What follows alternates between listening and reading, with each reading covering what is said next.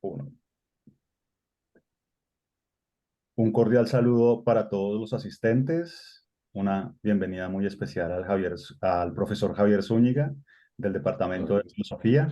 Hoy nos reunimos para presentar la candidatura de ascenso a categoría de asociado en el escalafón docente. Y vamos a dejar a la profesora Carmen la presentación del profesor Javier Zúñiga. Buenos días, profesora Carmen. Buenos días para todas y todos. Bienvenidos a esta presentación pública que es un parte del ascenso como requisito de ascenso en la Universidad del Valle. En este caso tenemos al profesor Javier Zúñiga Buitrago. Él es un profesor nombrado propiedad de la Universidad del Valle a partir del 1 de septiembre de 1997. Es doctor en filosofía de la Universidad de Ottawa, en Canadá, magíster y licenciado en filosofía por la Universidad del Valle. Sus áreas de interés e investigación giran en torno a los temas de la ética, filosofía política, justificación de los enunciados de la razón práctica, hermenéutica, filosofía de la historia y problemas filosóficos en textos de ficción, dando como resultado publicaciones. Aquí vamos a nombrar algunos de sus títulos. Algunos de ellos son Transformaciones del pensamiento ético, Continuidades y Futuras. La inevitabilidad de la ética, de archivo sobre la importancia de la ética y la enseñanza. Lucy y Aristóteles, antídotos a la sociología del conflicto ético en García Márquez y Stephen King. COVID-19, Freud, Aristóteles y la falsa política. De motivismo a la elección política autónoma, problemas filosóficos en textos de ficción y Diario de una mujer anónima, un libro de su autoría y de cuál es el tema que va a disertar en esta ocasión. Bienvenido, profesor Javier Zúñiga.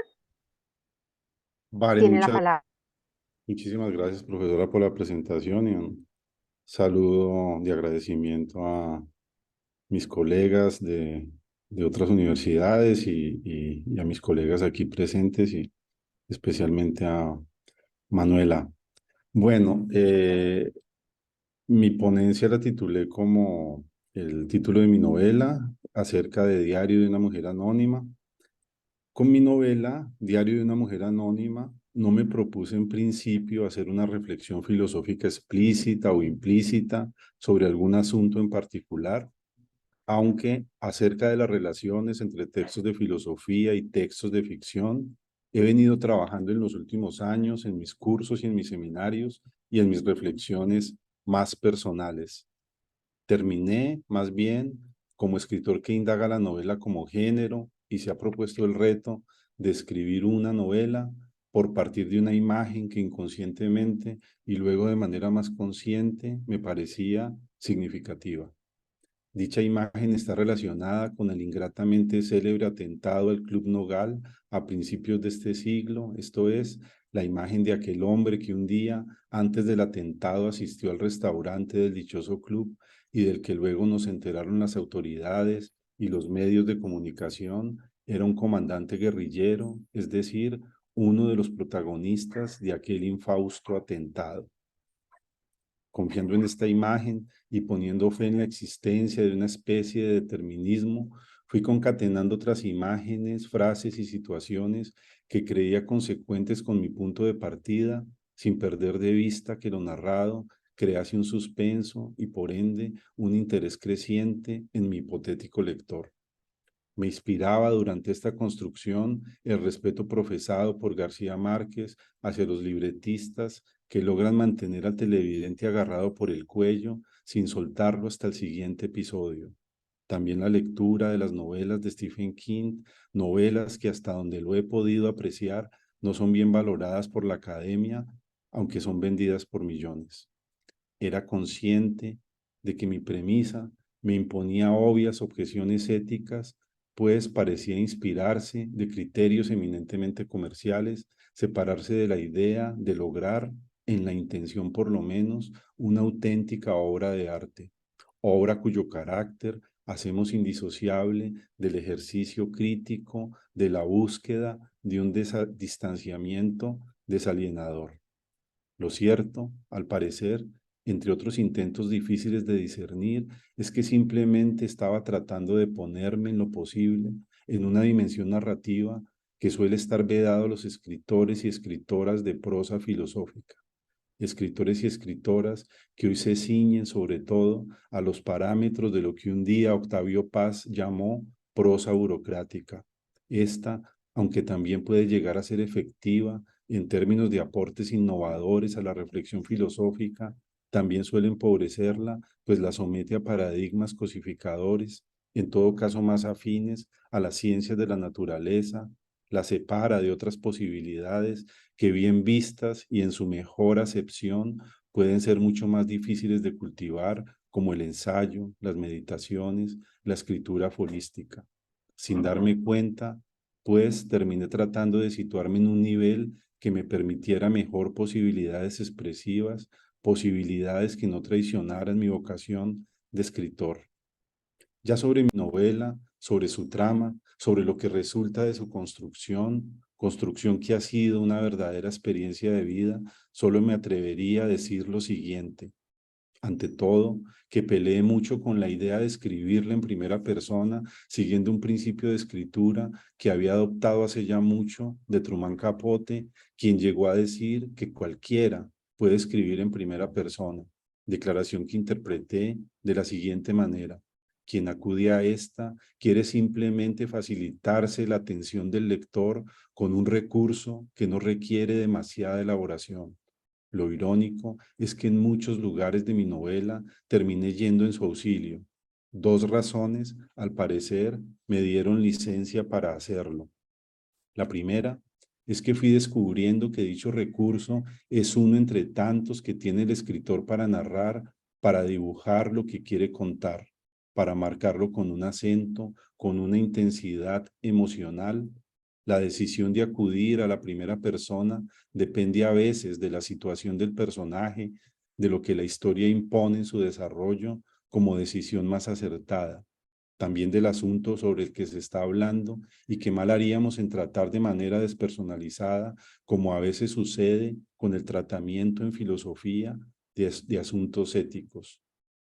La segunda razón es que entendí, o al menos creí hacerlo, que el testimonio es un recurso que espontáneamente se ha vuelto imperativo bajo las condiciones sociopolíticas y éticas colombianas. Quiero decir que los literalmente innumerables sufrimientos causados por nuestro eterno conflicto armado y en general los causados por nuestras condiciones sociales, económicas y políticas nos inducen a hablar, cómo no, desde nuestras entrañas sobre el sufrimiento ajeno y sobre el sufrimiento más íntimo, sufrimiento que en Colombia frecuentemente ha desbordado y sigue desbordando los límites de la humanidad hasta el punto de convertir al holocausto en una costumbre nacional.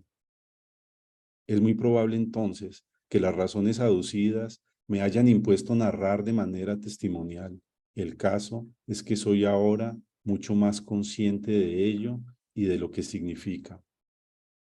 Tengo que decir además que mi novela, entre otros temas, me permitió profundizar un poco en mi comprensión de la soledad y del amor, también sobre la libertad en un sentido social y político. Quiero decir, lo que ésta viene a ser bajo la égida de un régimen totalitario, y sobre el terrorismo, que es como el leitmotiv que marca las acciones de los protagonistas de mi escrito.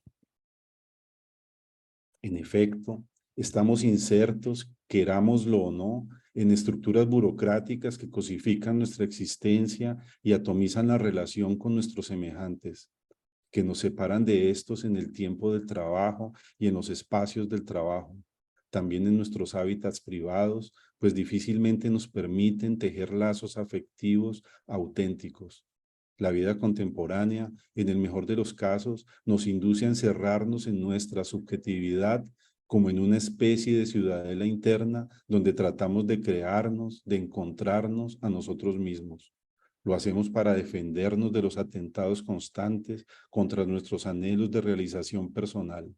Siendo así, el enmascaramiento de lo que somos se convierte en estrategia para defender nuestro fuero más íntimo de las atalayas burocráticas. Mi exploración también me permitió ver, pienso, no sé con cuánto acierto, que el encarcelamiento burocrático, ese encarcelamiento atomizador que nos hace replegarnos sobre nuestro yo, en el mejor de los casos, puede ser la simiente de una subjetividad más sensible y humanizadora, pero también de una subjetividad cosificadora de toda alteridad, es decir, de la cultura y de la naturaleza. Subjetividad que por definición carece de sentido hermenéutico y por tanto de la historicidad de las personas y de los diversos grupos humanos. Carencia que es el caldo de cultivo típico de las acciones violentas, de las acciones totalitarias. Pude entrever también que para quien ha estado en condiciones de crearse un espacio de libertad, máscaras protectoras que le permiten trasegar mejor en los intersticios y en los laberintos de las estructuras burocráticas, el encuentro con una subjetividad semejante se vuelve un acontecimiento, algo esencial, dada su rareza. Pero, lamentablemente, puede volverse también fuente para él o para ella de malos entendidos y hacerle asumir que es amor lo que solo calma su humana necesidad de compañía, convertirse en fin, en dependencia afectiva, hacerlo presa, fácil incluso, en instrumento de poderes macabros. Mi ejercicio también me permitió comprender un poco mejor el problema de la libertad y del determinismo, pues me llevó a cotejar los sucesos de los personajes con lo acaecido a personas reales de la historia colombiana y concluir que, en mucho, el destino de estas, nuestro destino, suele no ser el fruto de decisiones autónomas, sino la respuesta defensiva, obligadamente heroica, a las acciones violentas de un régimen o de protorregímenes de tendencia totalitaria. Las migraciones internas y hacia otros países, en general los desplazamientos forzados, son buen ejemplo de ello. Acerca de la libertad y del determinismo, pude concluir que la programación ideológica sobre los ciudadanos y sobre los futuros ciudadanos por parte de los regímenes políticos en la época de sofisticados desarrollos tecnológicos logra ser mucho más efectiva de lo que estamos dispuestos a aceptar.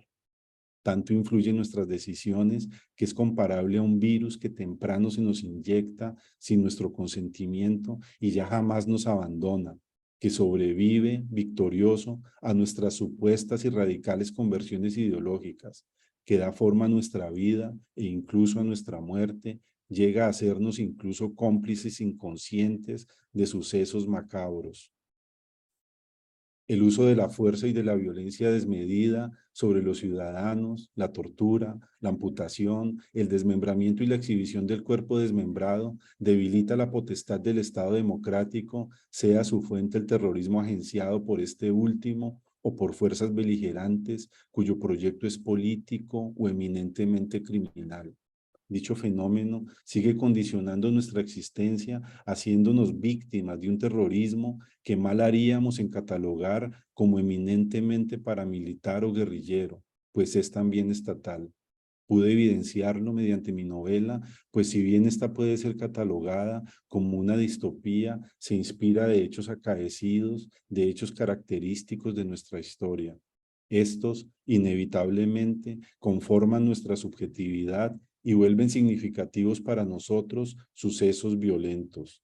Lo anterior quizá pueda explicar por qué mi novela, aunque fue escrita antes del paro del 2020, se inspira de hechos macabros y contiene imágenes de cuerpos de jóvenes estudiantes violentados hasta el extremo por la fuerza pública de un régimen capitalista, pero también imágenes de cuerpos destrozados por un régimen comunista. La inmersión en la subjetividad de mis personajes, o mejor debería decir, mi intento de construir la subjetividad de mis dos personajes principales me ha llevado, entre otras, a las siguientes conclusiones.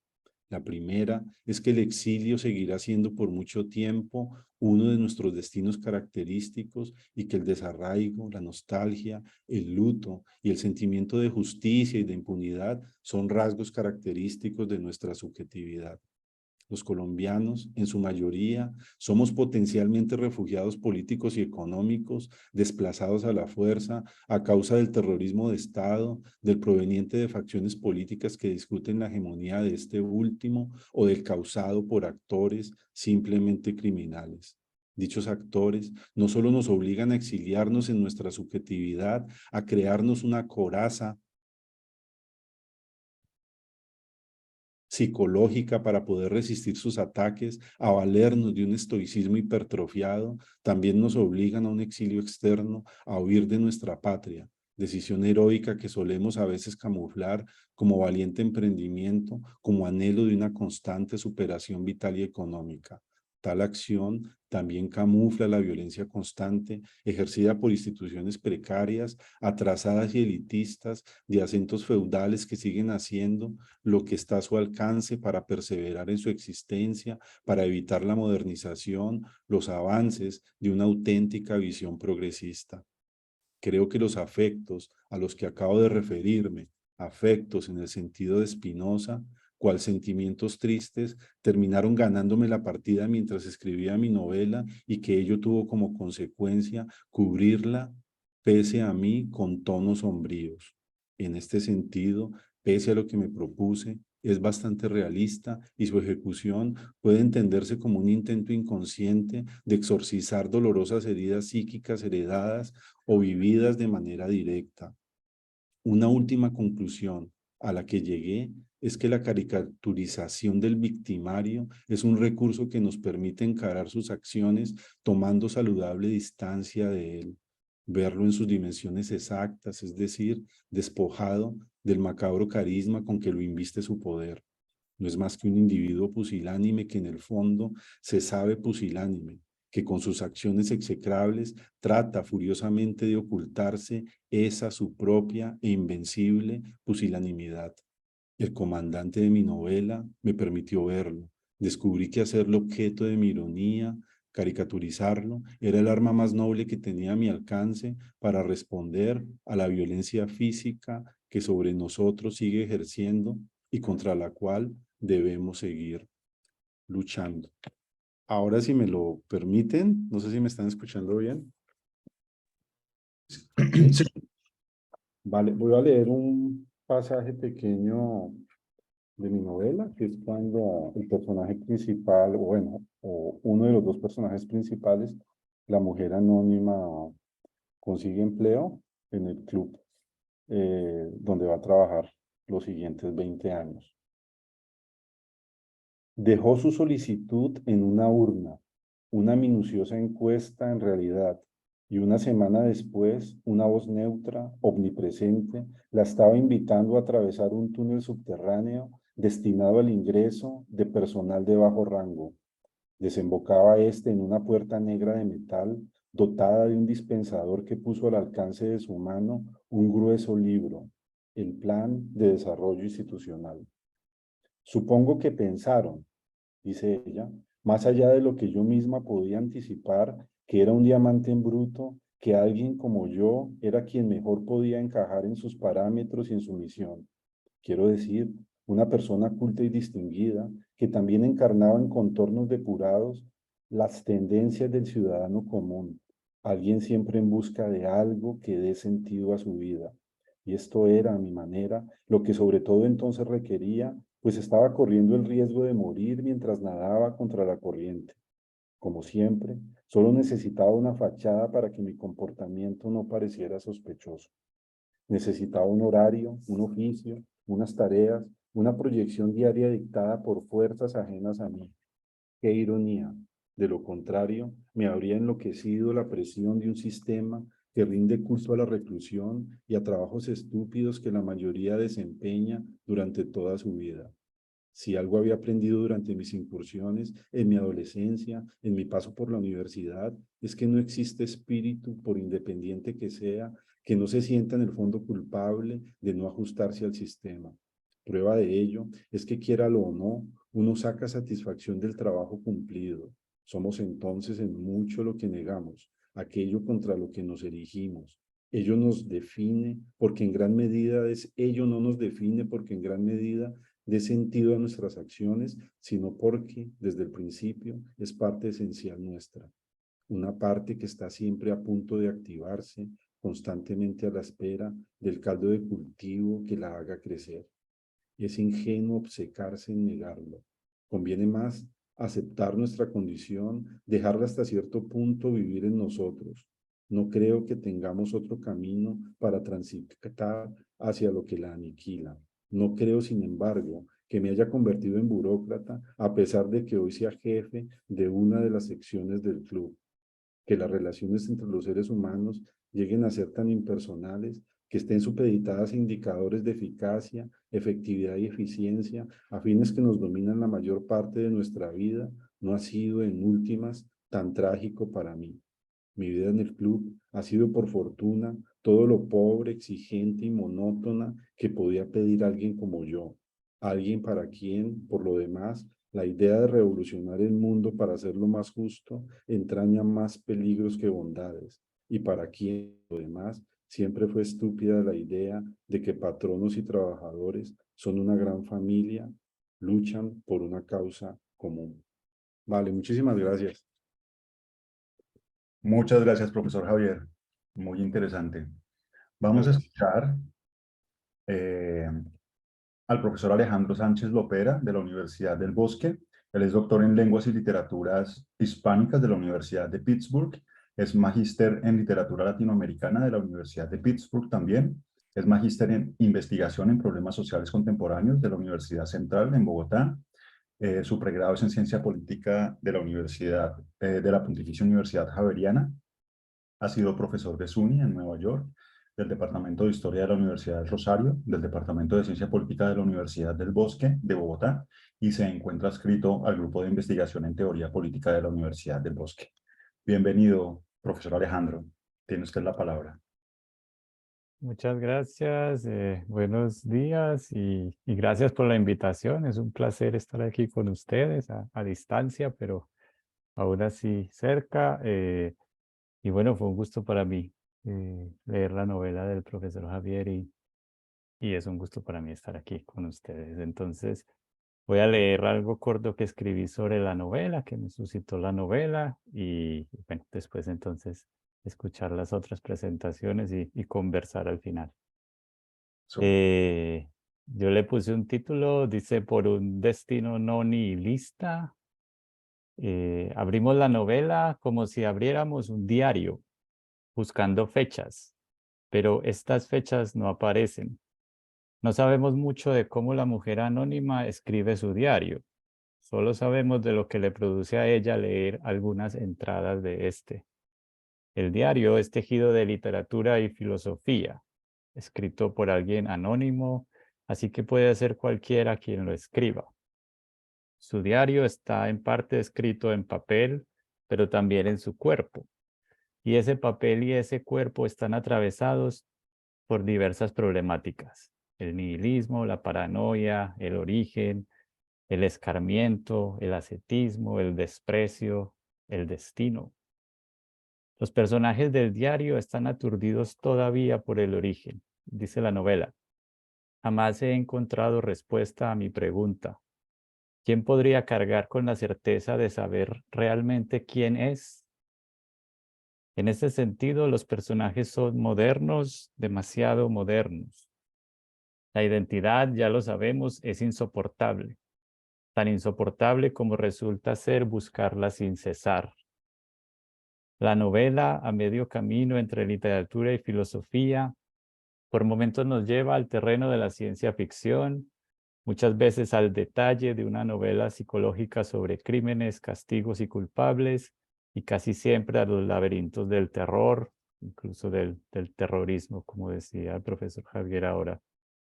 La ficción novelada en Diario de una mujer anónima también nos muestra a ratos la ficción que se hace ciencia, es decir, cómo volver realidad lo que no era más que una fantasía. a través del dispositivo del control, del científico del control y la observación infinita sobre las personas. Dos temáticas anudan esas problemáticas que se encarnan en el cuerpo y la escritura de la mujer anónima. La represión, como vigilancia, como control, y esa obsesión por la dupla entre identidad y origen. No solo los sistemas de control descritos en la novela inquieren una y otra vez por la identidad. Y dice la novela, ¿no te parece estúpido, le dijo furiosa, que todos los días tenga que probar quién soy, como si tuviera el privilegio de que una gemela o un clon o un robot avanzado o cualquier otra ridiculez pudiera suplantarme? Personajes como Fred y la mujer anónima también dan mil rodeos y devaneos por los recodos de la identidad, la historia personal, familiar, los rasgos del carácter. La autoobservación ad nauseam pareciera a veces no requerir siquiera de la vigilancia de los sistemas de control. La autoobservación de los personajes. Y como identidad, como toda identidad va ligada a la pregunta del origen, la trama vuelve sin cesar al inicio de todas las cosas y los eventos. La dupla represión e identidad va de la mano, claro, de dos instituciones, dice la novela, la prisión o el manicomio. Pero a esta altura ya la prisión y el manicomio han salido de su enclaustramiento y recorren el día a día de los pensamientos y afectos de varios de los personajes que se deslizan por la locura, por el castigo, por el odio a sí mismos incluso. El enclaustramiento entonces no se percibe en cuanto tal. A lo largo de la novela se nota la ausencia de las preguntas mínimas acerca de las patologías de un sistema tan eficaz como endeble al momento en que alguien como la mujer anónima hace preguntas. Preguntas que, en un mundo sin preguntas, la hacen ver como un ser paranoico. En esa ausencia de las preguntas, la novela muestra a su vez el fluido paso del ciudadano al súbdito, y no al contrario, como ha profesado con tanta esperanza el liberalismo. En un momento, de hecho, hay una alusión a la retahíla de la cultura ciudadana. Es decir, que ni siquiera en la novela estamos a salvo de Antanas-Mockus. Frente a esa dupla de represión y obsesión identitaria, la novela esboza por momentos la resistencia. Y hay una cita aquí de la novela que creo que va en sintonía con lo que decía el profesor Javier en sus palabras. Dice, y después de largas y pacientes meditaciones innecesarias, si mi mente no hubiera sido entorpecida, también tomé conciencia de que cuando alguien rompe la tendencia y pregunta por lugares y personas distintas a las que conoce, cuando ocurre algo tan anómalo, al ciudadano común se lo distrae con trámites que lo agotan y en última instancia se lo reeduca en el credo que nos identifica. Por la novela entonces circulan enunciados que se intentan suprimir y olvidar forzosamente, pero que permanecen allí en cierta medida intactos. Dejan de ser pronunciados, dice la novela, erradicados por las autoridades y la indiferencia, pero no por ello dejan de ser enunciados. Y aún se escriben en papel, en bolitas de papel, dice la mujer anónima. Asimismo, al referirse a los suicidas que se lanzaban a las vías del metro, un metro por fin construido en el distrito, la voz oficial reitera, y en comillas dice, nunca eso pasó, eso nunca pasó. Enunciados así suenan conocidos para muchos de nosotros. El tal paro no existe, ¿de qué me hablas, viejo? La resistencia que aparece en la novela es, sin embargo, más que paradójica, es nihilista. Una resistencia que, si bien se opone a la indiferencia ciudadana, parece en último término ser relativa a cada cual. Da igual lo uno y lo otro, dice la novela. No estaba ni feliz ni triste, esto no le produjo ni asombro ni extrañeza. El párrafo final de la novela sella ese carácter indiferenciado de las diferentes apuestas. Dice la novela: su causa era tan perecedera e injusta como la de aquellos a quienes ciegamente combatían. Por eso, por momentos, creo que estamos no en el nihilismo que desvaloriza los valores en curso, los del prestigio y los del dominio. Es decir, no estamos en ese nihilismo activo o contra nihilismo, sino en el nihilismo reactivo, relativista. Aquel que desvaloriza todo, pues al final todo da igual. Dice la novela: lo que nos gusta al final es la medida de todas las cosas. Nada justifica la existencia de nada. De ahí que en algún momento la mujer anónima sea capaz de instalarse, y dice ella, en una paz donde se igualaba el valor de las cosas. Es clara en la novela la crítica a todo tipo de fanatismo, de derechas, de izquierdas, fanatismos comunistas, capitalistas. La cuestión es que quizás esa crítica también parece deslizarse por ese sendero nihilista. Pero el tono nihilista de esa resistencia en el sentido reactivo, en ese sentido, pareciera terminar eligiendo, inclinándose hacia la seducción del capitalismo, el sistema donde todo vale porque tiene precio, pero donde todo a la vez ha perdido su valor. Contrario a lo que suele pensarse, dice Spinoza Proa, el capitalismo es un modo del nihilismo y no al revés. Nihilismo, debilidad, hacerse daño a sí mismo. No es casual, por ende, el odio que los personajes profesan hacia la especie o hacia sí mismos. Menos reactivo es, por otro lado, el devaneo de los personajes en torno al destino.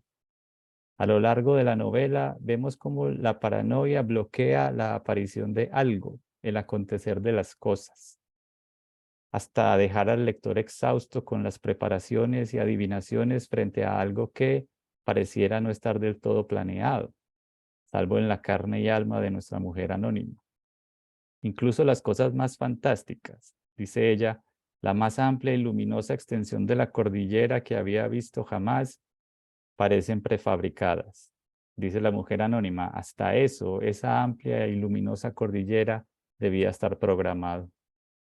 A veces es como si ella tramara tantas cosas que terminara desbaratando la trama misma de la novela. Una y otra vez, adivinar y anticiparse al destino es algo que merodea cada pliegue del alma de los personajes, tanto que el diario de la mujer anónima tiene un último capítulo titulado La Revelación. Esa adivinación cobra a veces también el sentido de escrutar los signos de la tragedia, como si esos signos estuvieran más allá de la tragedia misma, como cuando Fred retrata su amor sufriente, traicionado. Dice Fred: me la quitaron para doblegarme a la mujer. ¿Quiénes se la quitaron? Tal vez esto no sea una ausencia de pregunta, tal vez esto no sea una ausencia de pregunta, sino una pregunta mal planteada. La angustia que le llega al lector a través de esas traiciones e infinitas introspecciones no es, sin embargo, tan simple como una desolación elegida. Destino y necesidad se juntan en tramas de insomnio, sueño y ojos abiertos que observan el terror de la vida con detenimiento. En una de sus vívidas ensoñaciones, la mujer anónima abre los ojos y ve un pájaro rojo diminuto, título de uno de los capítulos de su diario o de la novela.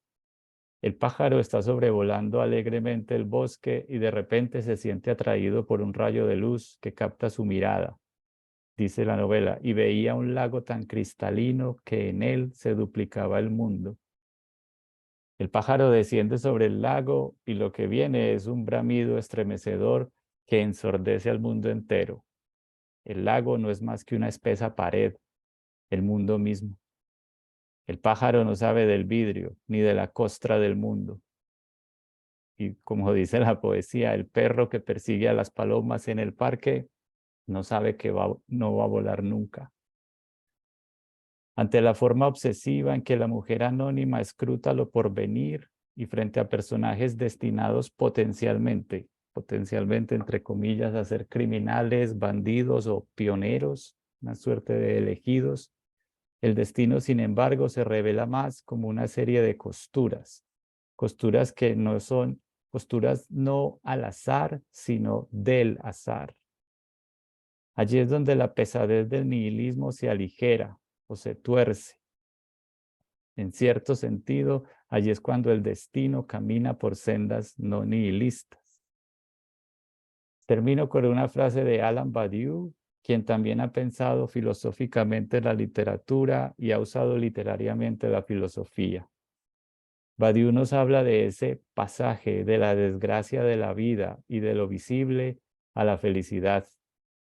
Ese pasaje de la desgracia de la vida y de lo visible a la felicidad es lo que suscita el vacío. Un vacío no psicológico ni nihilista, es decir, un vacío en tanto innombrable, lo anónimo, aquello que queda captado en el acontecimiento. Y dice Badiou, hace falta el entramado de todo eso en la división de la noche, y entonces se puede repetir con Beckett bajo esas raras condiciones. Tierra ingrata, pero no totalmente. Gracias. Muchas gracias, profesor Alejandro. Gracias. Vamos a escuchar ahora el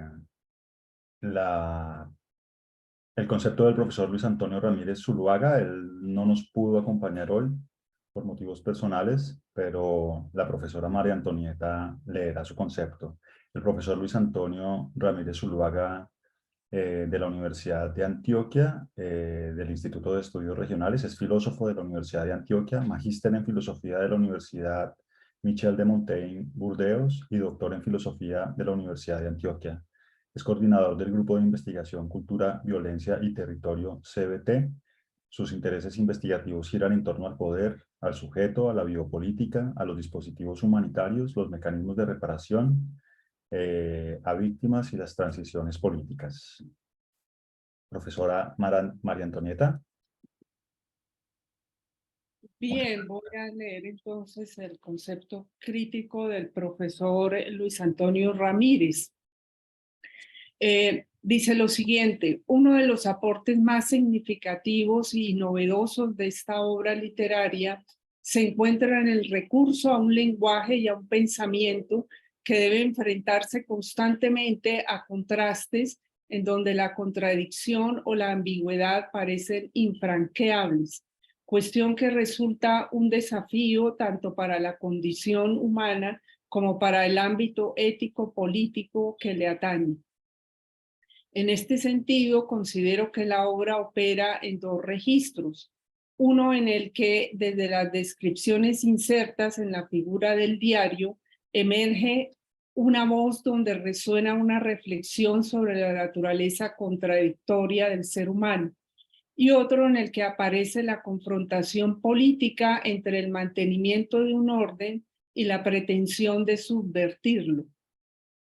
En el primero, la condición humana es definida por un contraste entre dos niveles. Por un lado, lo cercano, familiar y conocido, y por otro, lo desconocido. Tal contraste produce continuamente, sobre todo en la protagonista de la novela, un efecto de extrañamiento ante el desencuentro entre un universo interno y un mundo externo, entre el sueño y la vigilia. Así, la experiencia de espacios cotidianos como la casa, la calle, el transporte público, metro, etc., es atravesada por la extraña sensación de estar en un espacio infinito, en una ciudad que despierta con la noche en medio de voces y sonidos incesantes. En este mismo registro, la novela de Javier Zúñiga desarrolla un interesante manejo laberíntico de temporalidades que fluctúan entre los recuerdos y las vivencias presentes, entre la vejez y la juventud, entre la niñez con sus heridas y la edad adulta con su amargura, dejando entrever además una especie de ironía de la existencia que consiste en el morir lento de las horas vacías, condición ante la cual la protagonista y su amigo Fred despliegan tanto la capacidad de saber burlarse de sí mismos como la de convertirse en los nihilistas que habitan el orden del distrito capital. La protagonista, la mujer anónima, y Fred, su amigo y terapeuta, comparten con confianza ese contraste y ese sentimiento entre el mundo cotidiano y lo que éste revela de absurdo y hostil. También comparten esa forma del anonimato que consiste en adaptarse, integrarse al mundo para no llamar la atención y hacerse la vida más llevadera, preservando una máscara en la que la identidad se oculta, desaparece o se bifurca entre un yo conveniente el que aparece ante los demás y otro íntimo, oculto. En el yo conveniente, las particularidades se borran y, como en el caso de la protagonista, se crea una barrera impenetrable, una neutralización de los sentimientos que hace aparecer, por ejemplo, ese rostro que en el metro escoge un punto fijo para mirar y abstraerse del mundo. Se trata de una especie de coraza que, no obstante, puede ser resquebrajada por el yo íntimo, refugio de sentimientos humanos, donde la dureza debe confrontar la fragilidad, el dolor, la culpa, etc. Ahora bien, resulta que esa coraza puede ser una máscara fabricada o aprendida, una máscara ideológica enseñada por el partido, a partir de la cual hay que neutralizar la propia singularidad y abrirse al anonimato para romper con los sistemas de identificación que reproduce el orden del distrito capital. He aquí el otro registro de la novela, el de la confrontación política, donde también operan dos niveles, o más bien dos regímenes en guerra, uno que representa el orden y otro que tiene pretensiones revolucionarias. Este segundo comparte la exigencia de lo impersonal o anónimo, que es también la exigencia revolucionaria, según la cual a nadie le está vedado ser protagonista de los acontecimientos que modifican el mundo. Esa es la lucha de quienes provienen del distrito proletario, la búsqueda voluntaria de un borrarse a sí mismo, de suprimir cualquier refugio a una vida individual para llevar a destruir el poder instituido. Es en esta vía que parece justificarse el papel de la violencia en la política, hacer estallar la vieja sociedad para dar a luz a una nueva. Sin embargo, creo que lo que termina por cuestionar la obra de Javier Zúñiga es la visión idealizada y o ideologizada de la violencia, pues la construcción de una nueva sociedad, de un nuevo mundo, siempre podrá encontrarse que en su causa era tan perecedera e injusta como la de aquellas a quienes ciegamente combatían. Y en ese movimiento dialéctico seguirá siendo un reto el alcanzar el reposo, el sosiego o lo que algunos denominan paz. La obra de Zúñiga implica entonces un llamado a la filosofía para que se abra a la exigencia de la pluralidad, a la afirmación de la diferencia, sin la esperanza de detenerse en una estructura unitaria cercana por la lógica dialéctica. En este sentido, es posible inferir que lo que preserva el dinamismo y el desafío del pensamiento filosófico no es un movimiento de síntesis e integración, sino más bien un proceso ético-político mediante el cual se pueden afirmar otras formas de relación por fuera de toda intención de sumisión, uniformidad y universalidad. Considero que con el diario de una mujer anónima Jorge Zúñiga logra desarrollar un vínculo sugestivo entre literatura, filosofía, ética y política sin tener una pretensión reduccionista o hacer prevalecer una u otra sobre las demás, sino de llevarlas a una relación abierta que prosigue la exigencia de un desvío interminable en donde tales dimensiones del saber humano se encuentran en tensión y a la vez pueden albergar las posibilidades de la divergencia y el pluralismo. Para terminar, o más bien para iniciar la conversación con el profesor Zúñiga, quisiera plantear algunos interrogantes sobre la relación entre anonimato y poder, cuestión que es de mi interés. Ello con el fin de dar apertura a lo que caracteriza una comunidad académica para lo cual este espacio resulta propicio. Quisiera saber si está de acuerdo con esa diferenciación que hay implícita dentro de mi reseña, dentro de un anonimato cotidiano o espontáneo por adaptación o integración al mundo para hacer la vida más llevadera, y un anonimato político o artificioso por las enseñanzas del partido para neutralizar voluntariamente cualquier rasgo individual y a aniquilar el orden establecido. O se trata quizá de una correlación funcional donde el anonimato opera como fuente de adaptación y al mismo tiempo como fuerza de desarticulación o incluso de aniquilación.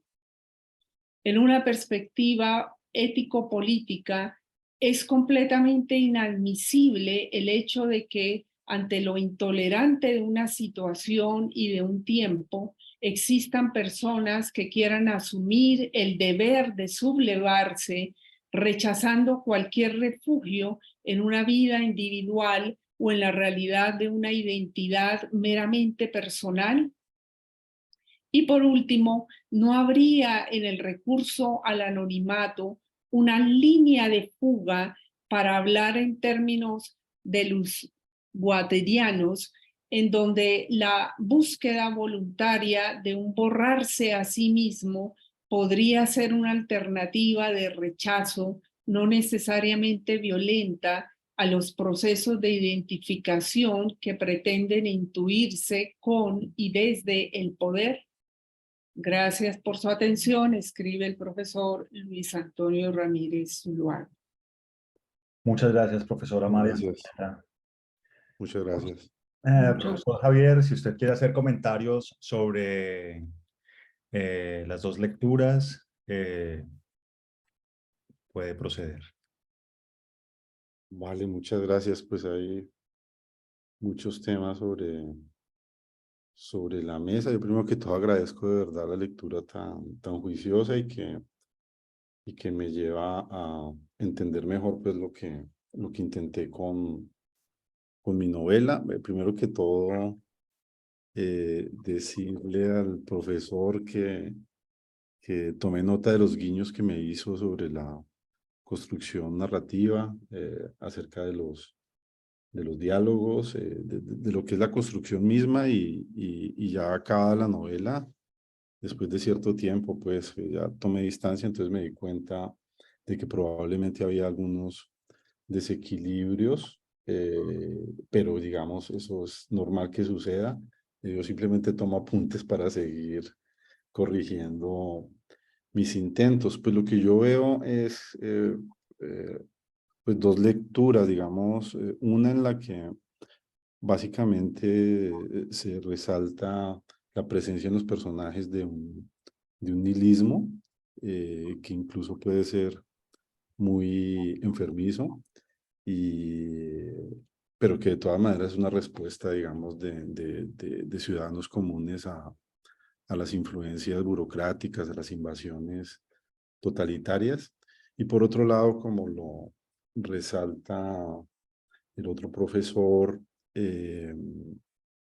una lectura desde donde la novela se ve desde una visión, como defendiendo una visión pluralista, antidialéctica, en el sentido marxista de la política. Entonces, yo creo que en la novela están los dos momentos, sobre todo en el personaje de Fred, una visión muy nihilista, mercantilista incluso, porque es el protagonista del atentado, entonces termina seducido por la riqueza, por las ambiciones, pero pues como yo lo veo hoy, pasado el tiempo, también es un personaje muy programado ideológicamente, entonces en últimas, pues puede que no sea tan tutor de lo que hace y es simplemente una marioneta. Y lo mismo sucede con, pienso yo, con la mujer anónima.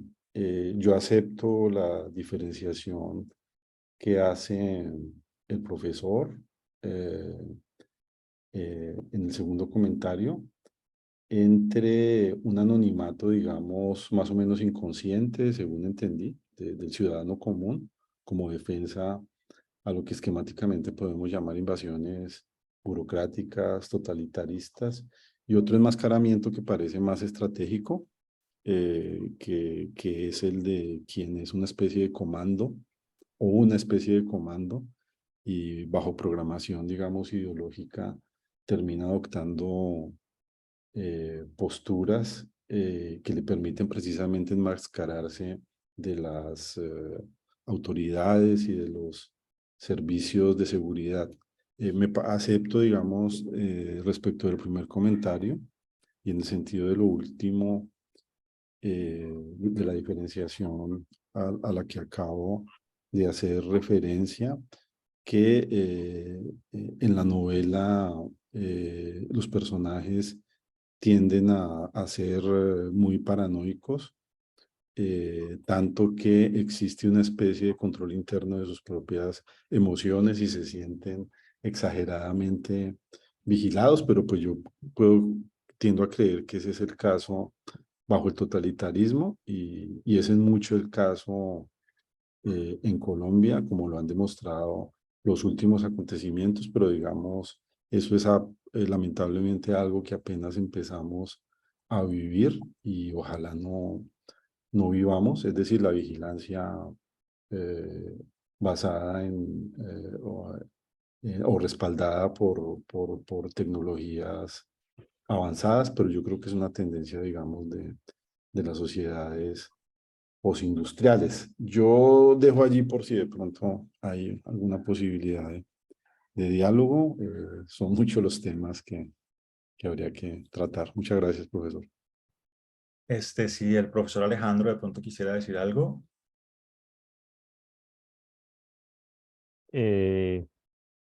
No, por el momento. Ok. Si en el público hay preguntas, pueden levantar la mano.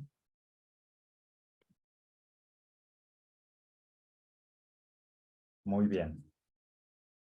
Bueno, muy bien, muy interesante el trabajo del profesor Javier, esta relación entre filosofía y literatura, también un poco para leer la realidad de nuestro entorno, que a veces se vuelve demasiado cruda. Bueno, con esto terminaríamos. Agradecemos a todos los asistentes, a las asistentes y en especial, por supuesto, a los evaluadores por la cordial presentación que han hecho, en especial, pues en este caso, al profesor Alejandro Sánchez. Felicitaciones, profesor Javier Zúñiga, por cumplir ampliamente este requisito parcial para cumplir los criterios exigidos para su ascenso a la categoría de profesor asociado. Un aplauso. Muchísimas gracias. Felicitaciones, profesor. Felicidades. Un Muchísimas aplauso. gracias. Felicitaciones. Muchísimas gracias. Yo solamente quisiera decir que no quisiera dejar una impresión demasiado sombría. Creo que a veces eso pasa con la novela y irónicamente en algunos momentos creí estar escribiendo a pesar de los sucesos en clave de humor, pero yo creo que en esa dialéctica de lo sombrío y lo humorístico nos movemos en nuestra conciencia nacional. Muchísimas gracias por toda la molestia que se tomaron por estar aquí presentes y gracias a los asistentes. No, para nosotros de ninguna manera es una molestia, es todo un honor poder aportar a que este tipo de procesos se lleven a cabo. Así es. Bueno, un saludo, Que estén muy bien. Ahora, Buen día para Muchas todos. gracias. Hasta luego, buen día. Gracias. Hasta muchas luego. gracias. Hasta luego. Gracias.